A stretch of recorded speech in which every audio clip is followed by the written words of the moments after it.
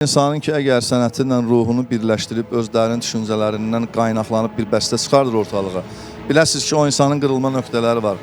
Elə bir yerdə toxunarsınız ki, ümumiyyətcə sənəti də nifrət eləyər. Mən nəfəsi nifrət çıxmayacaqdım ümumiyyətcə. Bunu açıq deyim. Bu yaxınlarda elə sizin verilişi deyəsən, Bəli.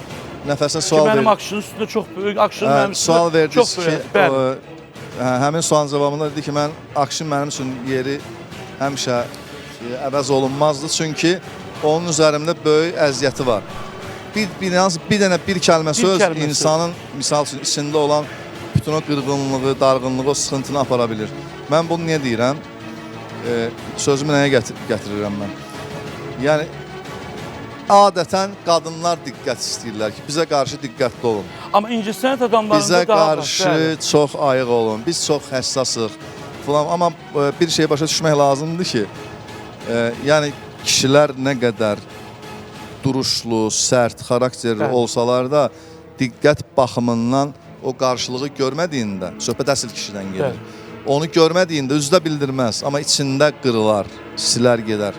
Ona görə də xanımlar kişilərə qarşı diqqət cəhətdən çox ayıq olsunlar.